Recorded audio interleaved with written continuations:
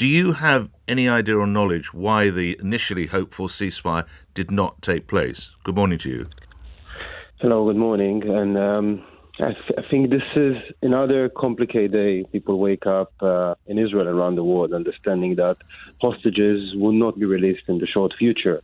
And what Hamas replied yesterday is that saying that they agree for a temporary ceasefire, but not by releasing the live hostages, by releasing the dead or the live hostages, which means that they're not willing to release the people who are right now held there. We're speaking about elderly, we're speaking about still people from many, many different groups of ages, including one Holocaust survivors. And for us, this is unimaginable to understand it. And that's why Israel decided to say that we will continue the preparation for an attack on Rafah, because Hamas will not taking it seriously until they will feel that the military pressure is serious. Just to clarify, Captain, so your understanding is all the hostages should be released. You're not prepared to negotiate just a certain number. You want everyone. Is that correct? Of course, Israel wants everyone to be released, but the specific proposal that was discussed in the last few months were including names of 33 hostages alive. What Hamas replied yesterday is saying, yes, we are agreeing for a hostages deal, but it wouldn't be a hostages deal that they are particularly alive. It could be also dead hostages. This is something that Israel knows that Hamas are not willing to release the hostages that are alive. That's the main problem. Captain, do we have an idea of the total number of hostages still held? Yeah, we have right now, unfortunately, 133 hostages held in Gaza. Approximately 100 of them, as Israel knows, are still alive, or supposed to be alive. And that's why if Hamas replies, we will release 33 hostages, some of them will be alive, that's actually replying with an understanding that Hamas is not willing for achieving this hostages deal. And this is just another psychological way of trying to persuade the world that Hamas is a group of peace-treaty people and not a terror group that did October 7th, and actually they're not willing to end this war. Captain, what is the purpose of the military operation in Rafah? Rafah is another important part for Hamas, actually the last part that Hamas is controlling right now in Gaza. And when Hamas will lose their control in Rafah, it will mean that actually the military government of Hamas is stopping to be active. And that's why if Israel will not get into Rafah before hostages deal or after, what we'll see is that in a matter of a few hours, when Israel will leave the Gaza Strip, Hamas will be in control all around it. And actually all this war was for nothing. And we'll see another war coming up in the next few years, as Hamas already promised they will do October 7 again and again. And that's why I think for the Israeli people, speaking about ending this war is something that no one will agree, because we understand that we'll have a similar war coming up in the next few years when Hamas will get the right power from Iran. And that's why we are not just afraid, but we are thinking on the same time both about the hostages, but we just do not know how to continue when people are held there at the same time and Hamas is not willing for achieving any negotiation. You rightly reference world opinion. You're probably aware that Washington has made clear that it thinks Israel should not go ahead with this operation without a plan to evacuate civilians. France has warned Israel it could be committing a war crime, and the European Union collectively has called on Israel to stop the ground offensive. You could argue that global opinion is starting to considerably move against Israel, Captain. I agree with you. I think Israel has a very complicated task. We're speaking about an area with millions of people who were evacuated there from the north of Gaza. And Israel at the beginning, and that's what we see right now, what started yesterday in the beginning was a call for all the innocent people who live there, the Gazans, just to leave the area. Israel has built 5 different shelters around Rafah to make sure that people will get the right medical treatment, another more supplies of food, and hopefully people will achieve and will live Rafah. But yeah, but where do they go? I appreciate you don't give these orders, but where are they meant to go? No, there are 5 sites that will be outside of Rafah to hold all the millions of people right now sheltering in Rafah, giving them the place to stay that is safe, that has the right amount of food, of medical treatment they need. And this is coordinated not just between Israel and the facilities on the ground and the humanitarian organization, but also with the U.S. And I can understand the feeling that people feel around the world when they are worried what will happen. But lastly, Captain, if you have Washington and France and the European Union and other countries saying Israel should stop, why do you think it's right to continue? I think, for us, it's a very simple answer because we don't have another option. We don't have another option. On the one hand, bringing back the hostages without continue the military pressure on Hamas, while making sure that Hamas as a terror group will not exist when the war ends.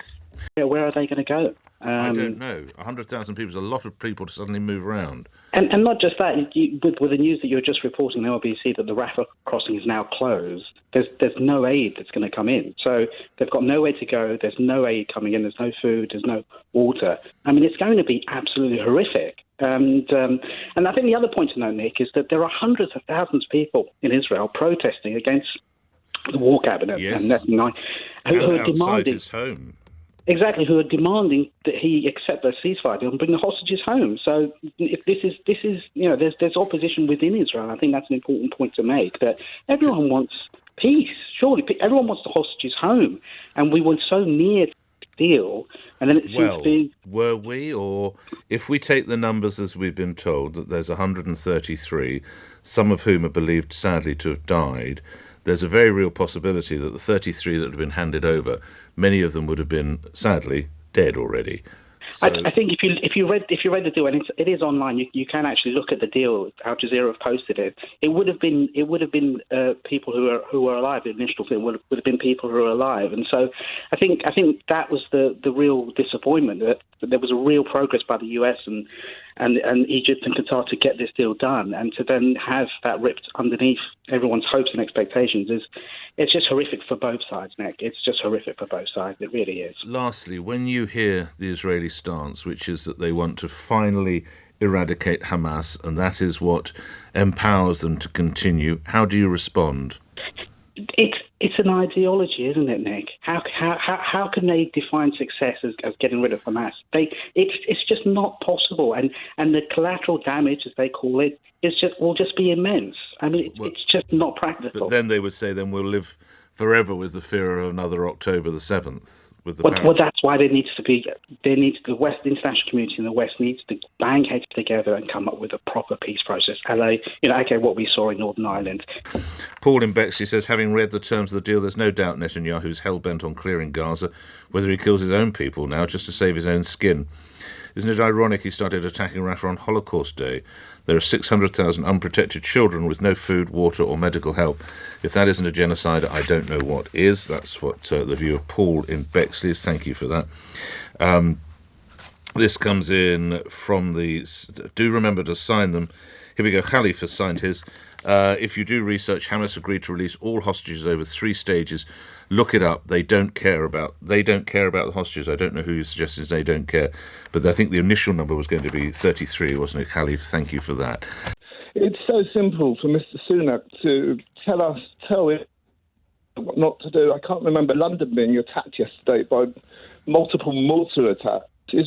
According to mainstream media, I think 4 Israeli soldiers were killed from Gaza yesterday, attacks into Israel. It never gets reported. That's on the front of the Daily Mail today and other news organisations. You mean on Mail Online? I don't Mail know. Online. Right, yes, okay. Mail Online. Yes. I mean, of course, many of my listeners will be saying we don't know how many hundreds of Palestinians might have been injured in the shelling around Rafah. Obviously, I don't know that. No. Let the hostages go. Israel have been desperate to get this ceasefire over the line for the last few weeks. Now Hamas come in the last second and change the terms of it. It's not fair. It's so easy for international leaders to knock it. They're not getting attacked every day. And it goes back to the same old cliche. If Israel put down their arms, there'll be no Israel. If Hamas put down their arms, there'll be peace. Do you not fear... that was proven on October the 7th. Yeah. Do you not fear, though, lastly, that the intensity of the assault by the IDF is just creating the next generation and possibly the generation after that of Hamas terrorists? I completely understand that. I appreciate what you're saying. But what choice do Israel have? They're protecting their country. What choice do they have? If London was attacked yesterday, would we just sit there? No, of course we wouldn't just sit there, but you do accept not you, but 100%. Israel. Well, where's the wisdom in that then, David? It's tragic. It's a war. But I do believe, maybe I'm biased, I do believe they do their best not to hit civilians. But it's a war, and Hamas are planting bait in civilians constantly. What do? They want hostages back. It's simple. They do. And if you read the terms of the deal, the initial 33 could all have been dead, which, of course, for the families, of course, you want closure and settlement. But it's the believed 100 alive that's probably exercising the Israel authorities more.